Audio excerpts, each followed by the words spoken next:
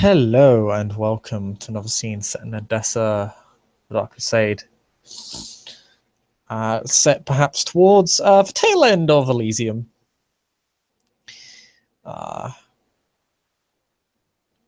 As a few of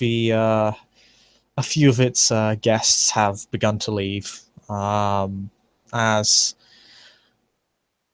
the event is perhaps only a few hours from its end, and people have business to attend to and are probably having private discussions relevant to what has occurred in the Elysium these past 2 nights. However, there is still business yet to be concluded here, particularly between one Prince Benedictus,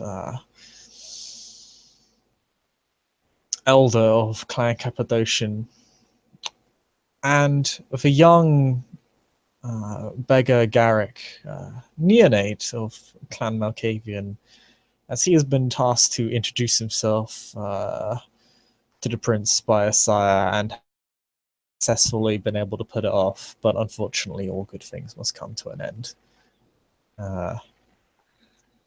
As he makes his way up to the prince's office on the second floor of Elysium. Yeah, as said, Garrick's going to make his way up to the prince's office. He'll have actually taken his hood, his cloak, down for the prince, and he's walking almost very solemnly, his eyes downcast. He's looking down to his hands, and he's walking very quietly and not speaking until he is spoken to and invited into the prince's offices.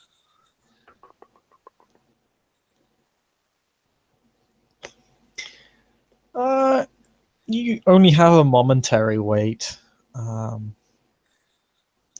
where it's but a few seconds. The guards keeping watch over the prince's office have been expecting you. They blink twice and let you in as the door swings open to what is a absolutely lovely looking foreign dignitary's office, from what you can tell. And in behind the desk sits this large, extraordinarily pale figure with a large brow and a well-kept beard. He almost, interestingly, he looks like, despite being rather old, like he's in peak physical condition.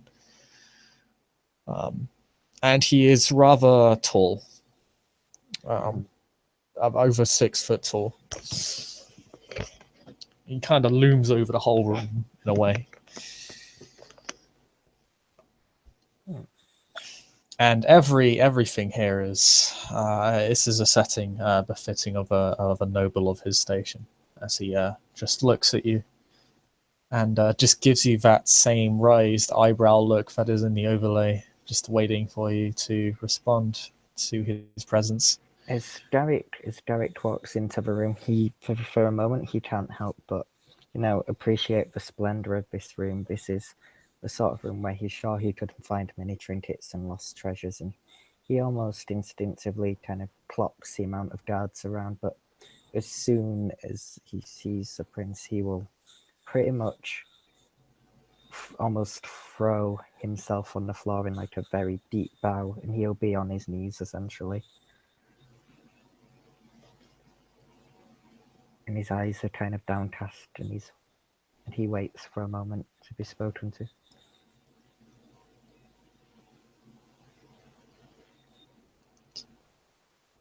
The prince almost leans over just ever so slightly over his desk just to get a better look at you as you bow down and hit the floor. Well, aren't we forthcoming? Would you be so kind as to give me your name? Yes, my prince. Please forgive me. I am Garrick, child of Pharaon, child of neonative clan Malkavian.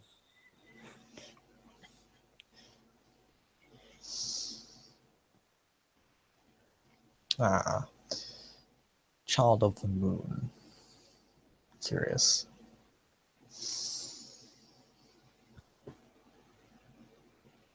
Tell me, Garrick.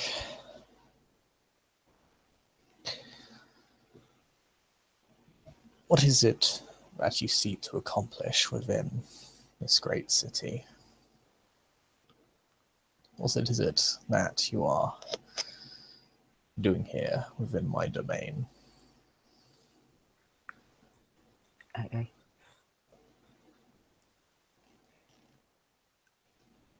I wish only to wish this great city and its great ruler, lowly as I may be.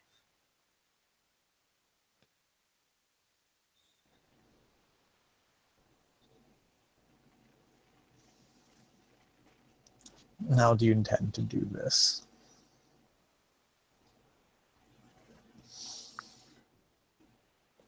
His eyes are still downcast. He's not gotten up. Obviously, he daren't look the prince directly in the eyes, but he thinks for a second. I am but a man of the dirt, my lord. But I find that a man of the dirt can sometimes see things on the streets which others might miss. I I hope to provide services to those who above.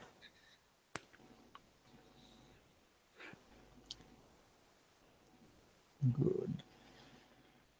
I believe your sire would have been disappointed if you did not see a use for yourself.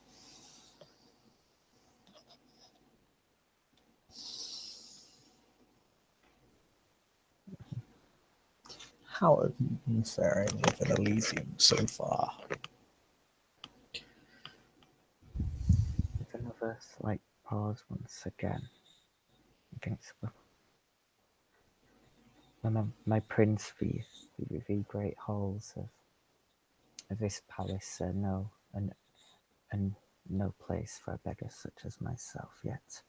Yet I have enjoyed the hospitality and the comfort which you have offered, which of you have been so kind to offer me and the other Canaanites of this city.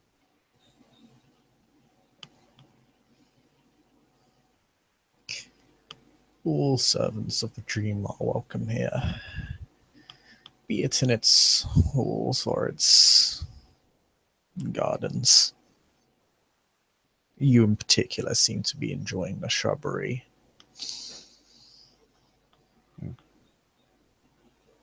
You're not. Yes, my prince.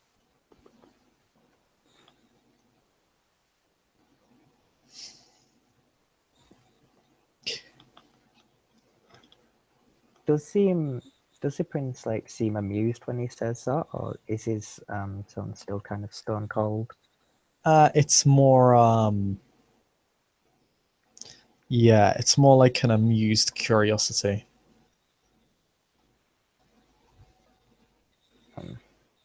And he'll pause for a second, and then he'll say, as I said, I did not wish to disturb those above me who are enjoying the beauty of the garden. I did not wish to mar it.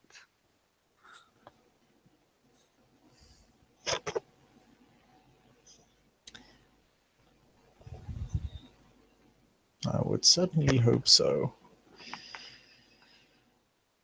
The keeper does definitely take pride in her work.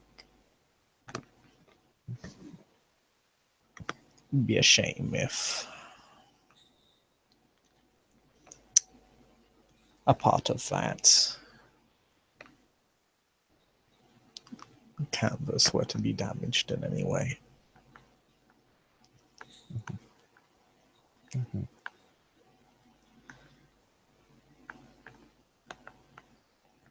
Yes, and like Odessa itself, the beauty of a garden must be maintained.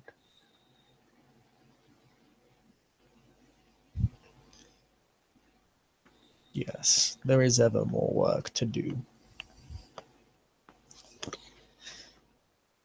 If we are to keep this city strong, I hope that you shall do your part.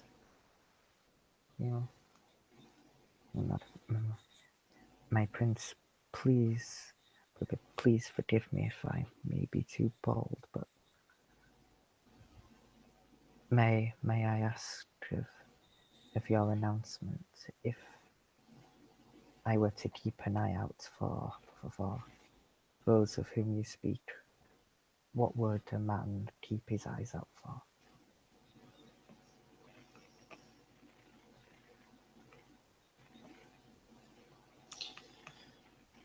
He rests back in his chair a little bit.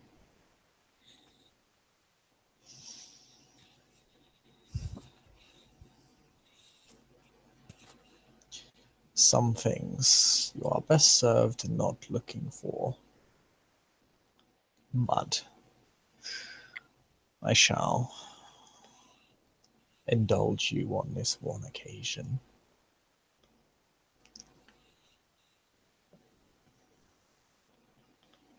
You kind of go into a slightly deeper kind of bow. As you wish, my prince.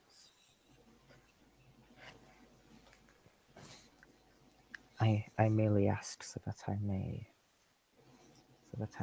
help this city in whatever way I can. I do not have the resources or the graces of some of the others, but what I can offer is my own flesh and blood and sweat.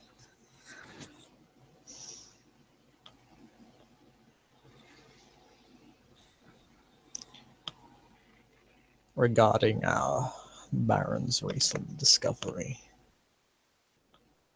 such creatures hide among filth and pestilence, but not as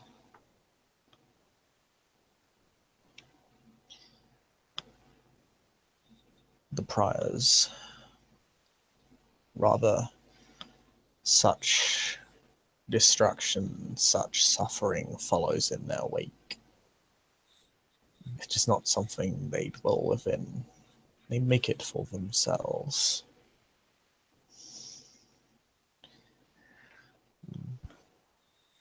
Such a creature, malformed, pitiable, disgusting thing, is a threat to us all.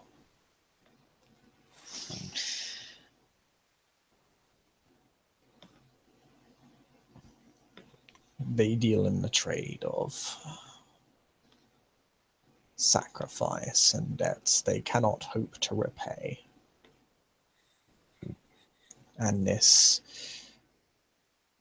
continues the spiral that they create when they come here. The one saving grace that every spiral has its center, every storm has its eye, and thus it can be tracked. One would It only can be discovered. One would only have to follow the destruction to the center.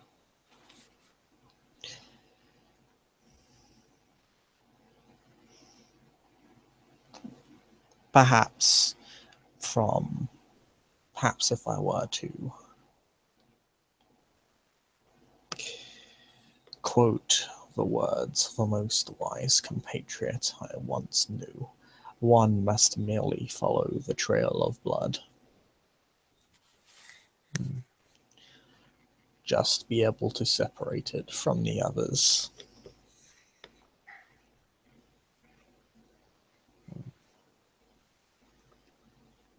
There's a small silence as Garrick he seems to ponder the prince's words and measure them and take them into high consideration.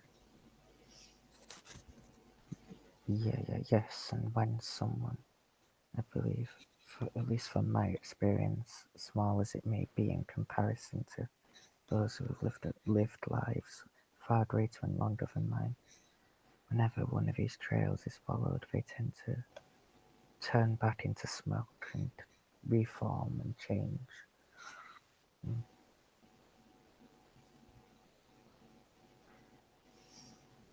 Such is the nature of things, to convolute themselves.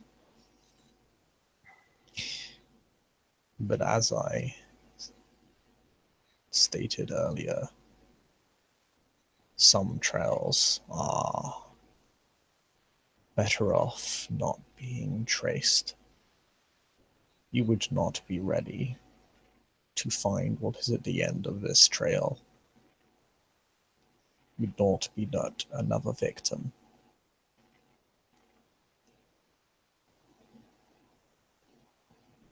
He'll nod.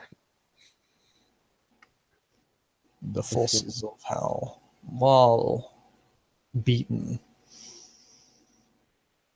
by the grace of God, are still ever present.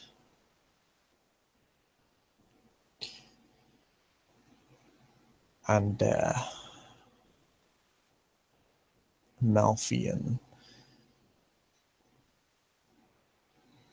temptations must be resisted at every turn. Sometimes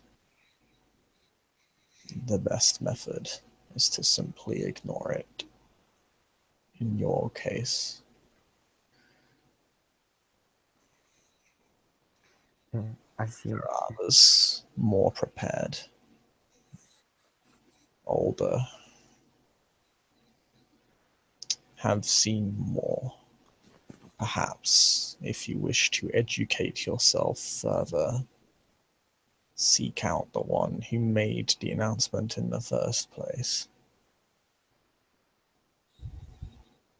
Though I cannot guarantee he will share with you. Dad will just kind of nod very low and still. Such information can be all too tempting in its own right. As you wish, my prince. He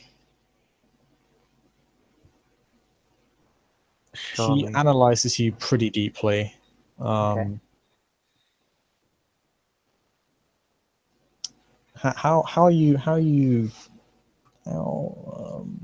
So I'll make him roll for it. Okay. Oh god. Yeah, he's not overtly high. He's being pretty forthright, to be honest. But I can. Oh, wait. Yeah.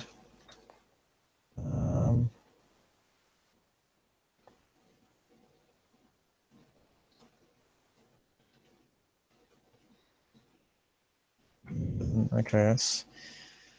How many is that? Okay. 4 1, successes. 2, 3, 4, 5.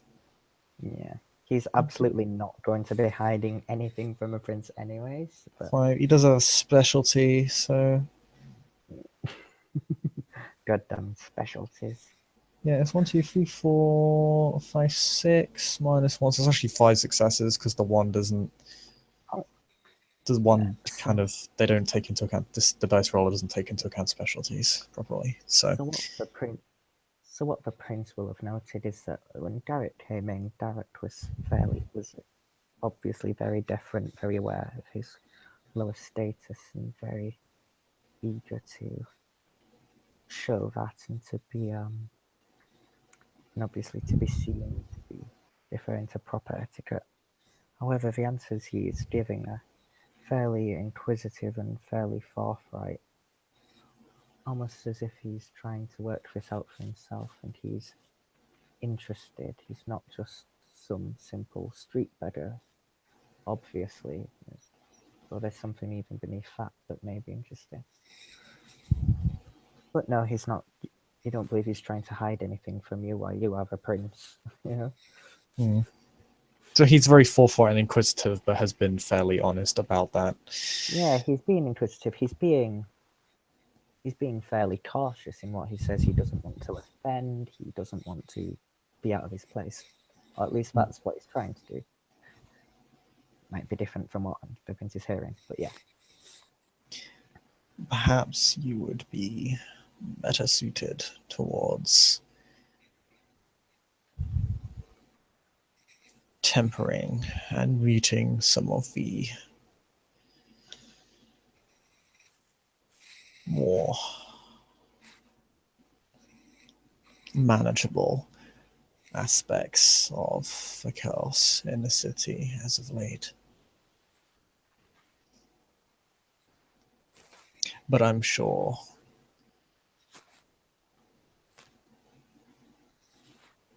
those of your age may be able to help you more than I there.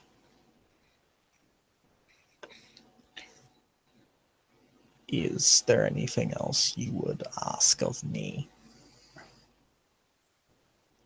You ponder very kind of for a moment.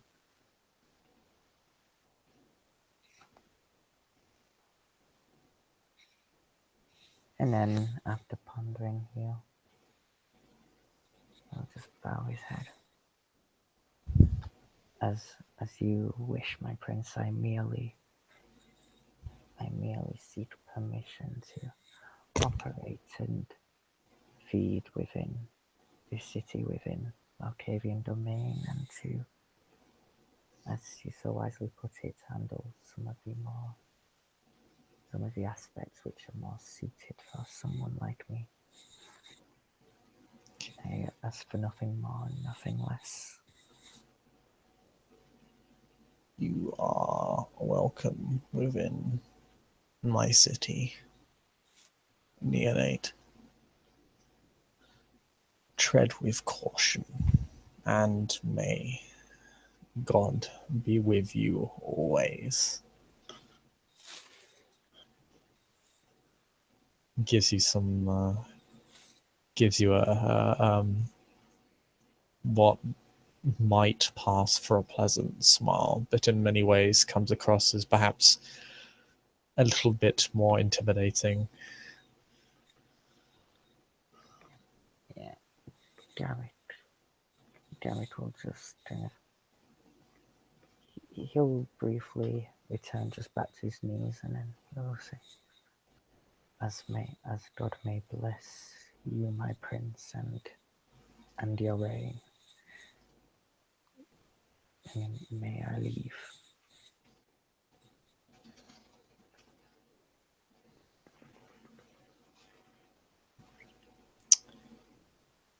And as you say that, as you leave, I believe that is where we can end our scene.